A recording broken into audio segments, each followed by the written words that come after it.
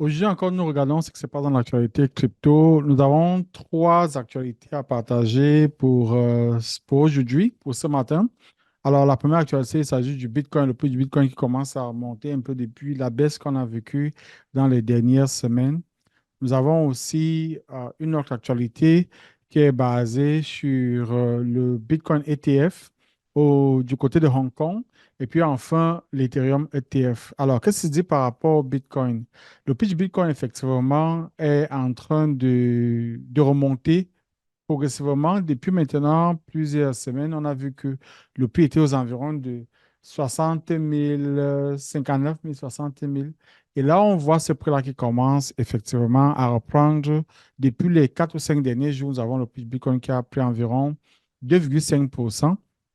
La question qui se pose, c'est pourquoi est-ce qu'on a cette montée-là du prix du Bitcoin? Alors, plusieurs raisons sont à prendre en considération pour expliquer la montée du prix du Bitcoin. Alors, déjà, la compagnie japonaise Metaplanet qui entre dans les cryptos, dans le secteur des cryptos, en fait, c'est une compagnie qui a mis 117,7 Bitcoin, qui a acheté 117,7 Bitcoin, donc équivalent de 7,19 millions de dollars, pour se protéger contre la dette et la volatilité du yen japonais.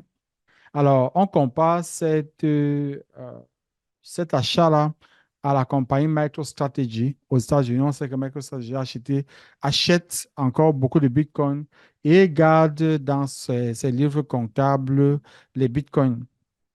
Alors, le problème qui se pose maintenant au Japon, c'est que l'économie japonaise est sous pression à cause de la dette du gouvernement.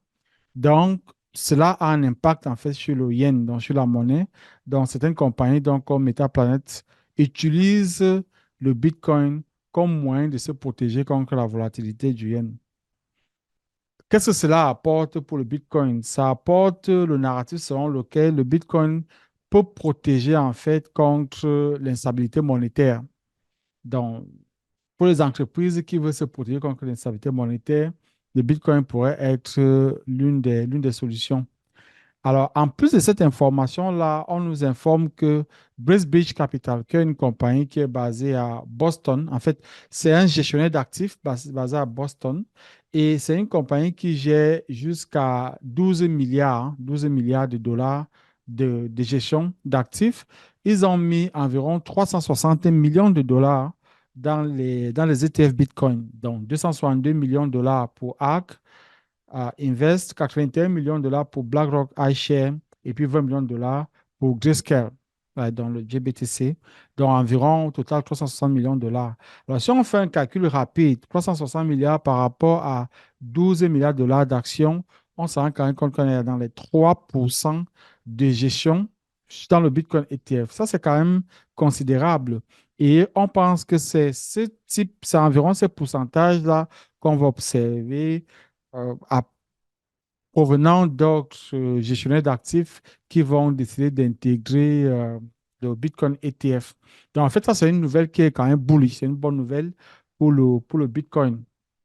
Le fait que Bracebridge, effectivement, s'expose au Bitcoin ETF montre la confiance qui est donnée au Bitcoin, donc par rapport à la viabilité du Bitcoin et puis la longévité du Bitcoin en tant qu'investissement.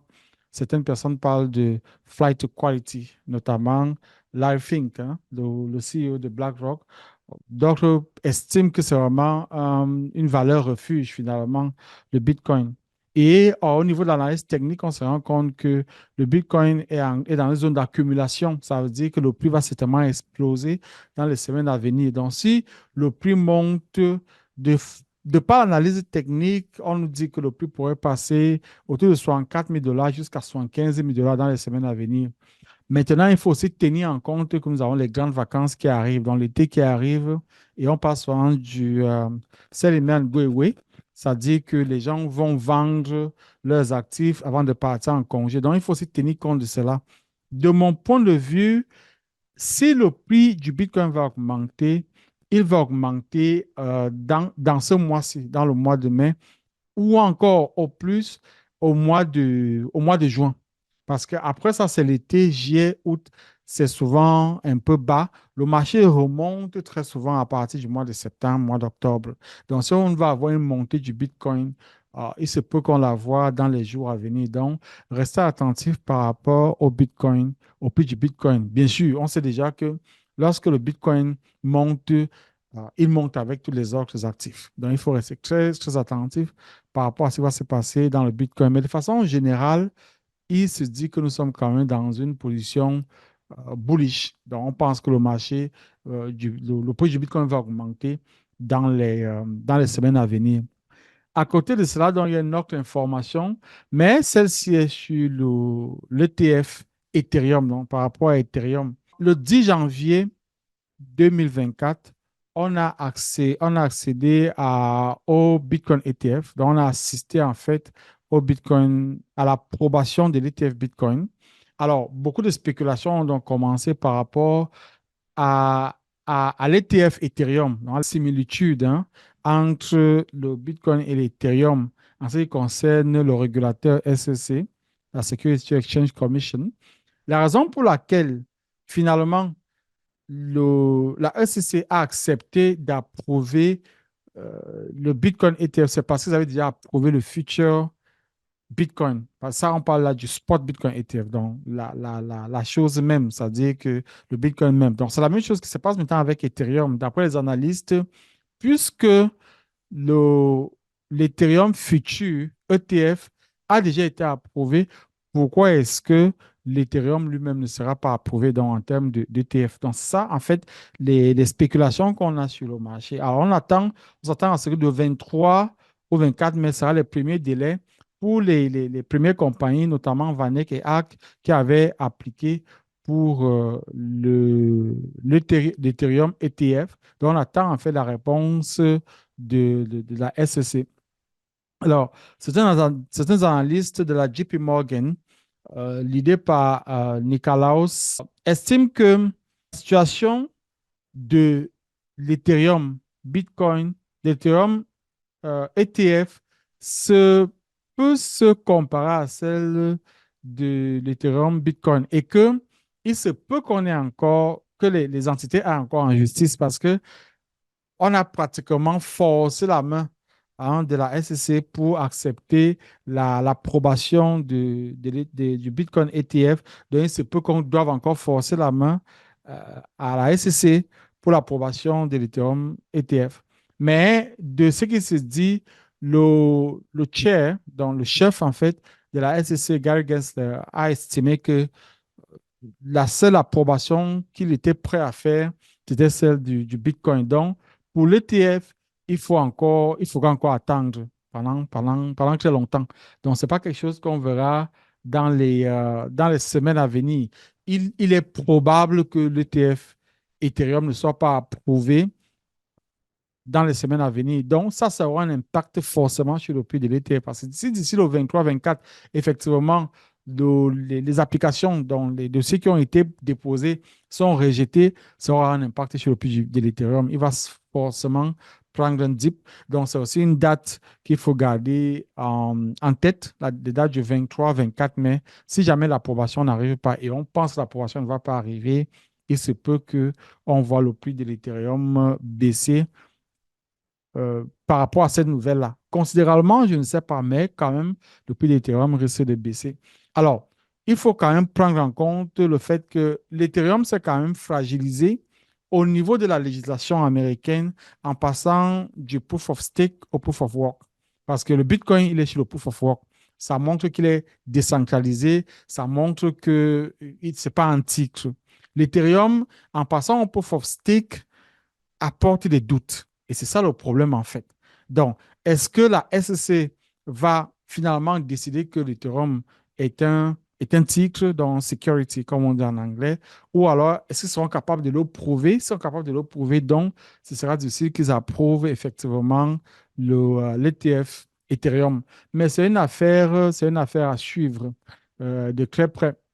La dernière actualité nous vient de Hong Kong et celle-ci encore, il s'agit du Bitcoin, notamment le Bitcoin ETF de Hong Kong plutôt.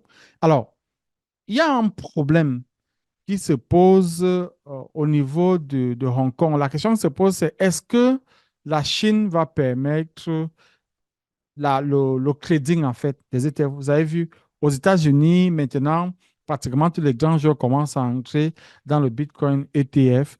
Et il y a de cela quelques jours, Hong Kong aussi a fait approuver son ETF qui a commencé à faire ses activités. C'est vrai que ce n'était pas une grande réussite, ce début d'activité-là. Mais aujourd'hui, on a commencé à se poser la question, est-ce que le fait qu'on ait un ETF au niveau de Hong Kong, les gens qui sont en Chine auront la permission effectivement donc de créer cet ETF-là. Donc, c'est ça la question en fait. Et la réponse pour le moment est non. La Chine ne permet pas en fait aux traders, à ces traders de trader le, l'ETF, en fait, l'actif, en fait, Bitcoin ETF, tout simplement parce que la Chine a une politique, en fait, de contrôle monétaire qui est telle que les fonds qui entrent, les fonds qui sortent doivent être sous le contrôle, en fait, de l'autorité chinoise. Or, l'ETF va apporter une sorte de raccourci, si vous voulez, qui permettra aux gens qui vont trader le Bitcoin ETF à partir de Hong Kong de pouvoir sortir les fonds. Ça, ce n'est pas quelque chose que le, le, le régulateur ou alors le gouvernement chinois veut forcément entendre. Donc, pour le moment, ce n'est pas encore accepté ou encore acceptable de voir les, euh, le trading en fait des Bitcoin ETF au niveau de la maison mère, si vous voulez, comme on appelle hein, de ce côté-là, donc au niveau de la Chine en fait. Donc, mais certaines, certains analystes estiment qu'il se peut qu'au fil du temps, que la Chine trouve un moyen d'intégrer le Bitcoin ETF dans ses activités de trading. Donc ça, c'est une activité une actualité qui est à suivre. Donc, voilà les trois points d'actualité que je souhaitais faire en cette demi-journée. Donc, je vous dis à la prochaine.